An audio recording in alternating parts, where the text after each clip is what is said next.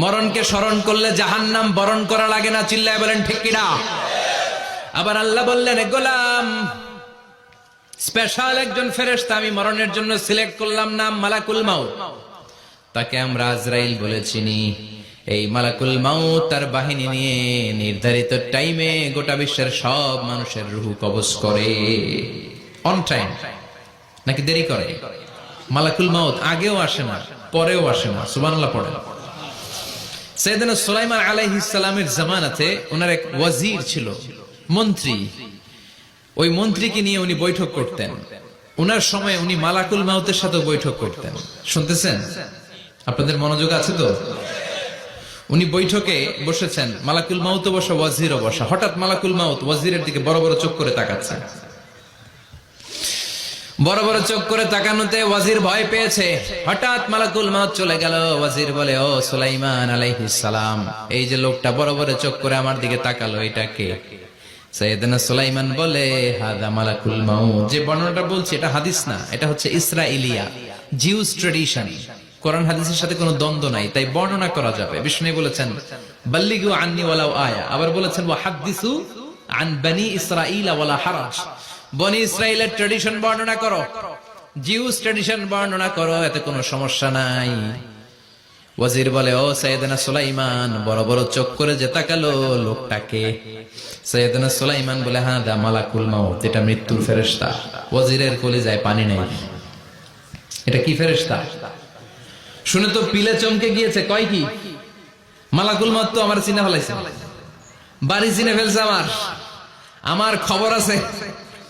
সাইয়েদনা সুলাইমান আলাইহিস সালাম জিনদেরকে দিয়ে কাজ করাতেন, মেঘমালাকে দিয়ে কাজ করাতেন, বিশাল সিংহাসন নিয়ে পৃথিবীর প্রাচ্য থেকে পাশ্চাত্যে ঘুরে বেড়াতেন। সাইয়েদনা সুলাইমানকে ওয়াজির বলে, ও সুলাইমান, মেঘমালাকে আদেশ করে দেন, আমি আর এই ফিলিস্তিনের ভূখণ্ডে থাকতে চাই না। আকাশের মেঘমালার উপরে আমারে বসিয়ে দেন, আর বলে দেন আমারে নিয়ে যেন আকাশের মেঘমালা হিন্দুস্তানের ওই দূর পর্বতে রেখে আসে। আকসা আল হিন্দ, হিন্দের সবচেয়ে দূরবর্তী জায়গায় যেন আমারে রেখে আসে। সাইয়েদনা সুলাইমান বললেন, আকাশের মেঘ যাও, আমার ওয়াজিরকে নিয়ে হিন্দুস্তানের একটা উপদ্বীপে রেখে আসো। রেখে আসা হলো। কিছুক্ষণ পর মালাকুল মাউত সাইয়েদনা সুলাইমানের কাছে হাজির।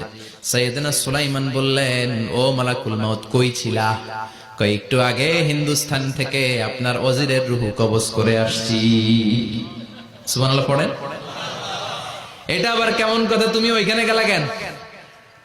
কয়, রব্বুল আলামিন কিছুক্ষণ আগে আমার কাছে পয়গাম পাঠিয়েছে, যাও সাইয়েদনা সুলাইমানের ওয়াজিরের রূহটা কবজ করো। কবজ করার জায়গা হলো হিন্দুস্তানের উপদ্বীপ। কোন জায়গায়? মালাকুল মাউত এসে দেখে সুলাইমান নবীর সাথে মিটিং করে। ওয়াজির কার সাথে মিটিং করে? সুলাইমান নবীর সাথে। কিন্তু ফরমানে লেখা রূহ কবজ করতে হবে কোথায়? হিন্দুস্তানে। সুবহানাল্লাহ কইবেন না? এজন্য বড় বড় চোখ করে আমি তাকিয়েছি, আর মনে মনে ভাবলাম টাইম তো নাই, কারণ মৃত্যু তো অন টাইমে হতে হয়, এখনই ওর রূহ কবজ করতে হবে। কেমন করে ওইখানে যাবে আমি জানি না, আমি আগে চলে যাব। মালাকুল মাউত চলে গেল, যে দেখে ওই জায়গায় ওয়াজিরও হাজির। সাথে সাথে রূহ কবজ করে আল্লাহর কাছে চলে গিয়েছে। পড়েন সুবহানাল্লাহ। এজন্য আল্লাহ বললেন, মালাকুল মাউত আমি নির্ধারণ করে দিয়েছি, পৃথিবীর প্রতিটি মানুষ মালাকুল মাউতকে দেখবে, চাক্ষুষ দেখবে, ভালো হলেও দেখবে, খারাপ হলেও দেখবে। কার কথা? ভালো মানুষ যদি হয়, আল্লাহওয়ালা যদি হয়, ইসলাম প্রিয় যদি হয়, ডানপন্থী যদি হয়, মৃত্যুর সময় মালাকুল মাউত আলা সূরাতি শাবিন আলা আহসানি সূরা, একজন যুবকের আকৃতিতে চমৎকার ধবধবে সাদা একটা জুব্বা পরে, জান্নাত থেকে জান্নাতি কাফন নিয়ে, হানুত মিন হানুতিল জান্নাহ, জান্নাতের সুগন্ধি নিয়ে মুমূর্ষু রোগীর মাথার সামনে এসে বসে যায়, আর দেহটার ইঙ্গিত করে বলে, ইয়া আইয়াতুহান নাফসুত তাইয়্যিবা, ও পবিত্র আত্মা। আরেক বর্ণনায় এসেছে, ইয়া আইয়াতুহান নাফসুল মুতমাইন্নাহ, ও প্রশান্ত আত্মা, উখরুজি ইলা মাগফিরাতিম মিনাল্লাহ, আল্লাহর ক্ষমার দিকে বের হয়ে আসো। উখরুজি ইলা মাগফিরাতিম মিনাল্লাহি ওয়া রিদওয়ান, আল্লাহর ক্ষমার সন্তুষ্টির দিকে রূহটা বের হয়ে আসো। স্মুথলি বলার সাথে সাথে মুমিনের দেহ থেকে রূহটা বের হয়ে আজরাইলের হাতে চলে যায়। স্মুথলি বলার সাথে সাথে স্বাচ্ছন্দ্যে, আনন্দে মুমিনের দেহ থেকে রূহটা সা করে বের হয়ে মালাকুল মাউতের হাতে এসে পড়ে। পড়েন সুবহানাল্লাহ। আল্লাহ এমন মৃত্যু তুমি আমাদের নসিবে রেখে দিও, চিৎকার করে পড়ে না আমিন। আর যারা ইসলাম মানে নাই, আর যারা কোরআন মানে নাই, আর যারা দিন কায়েমের আন্দোলন করে নাই, দিনকে ভালোবাসে নাই, বাম আর রামপন্থী ছিল, নাস্তিক ছিল, ইসলাম বিরোধী ছিল, তাদের কাছেও মালাকুল মাউত আসে কি আসে না? চিল্লায় বলে না, আসে কি আসে না? তাদের কাছেও আসে, কিন্তু আলা সূরাতি আকবাহি রাজুল, একজনের চেহারা যত ভয়ঙ্কর হতে পারে, যত নিকৃষ্ট হতে পারে, এরকম ভয়ঙ্করতম নিকৃষ্ট দুর্গন্ধওয়ালা একটা চেহারা নিয়ে আসে। রিজলাহু ফিল আরদ, পা থাকে জমিনে, রাসুহু ফিস সামা, হাদিসের বর্ণনা, পা দুইটা জমিনে, মাথা আকাশে। এসে ধমক দিয়ে জালিমের মাথার সামনে এসে বলে, ইয়া আইয়াতুহান নাফসুল খাবিসা, হে পাপাত্তা,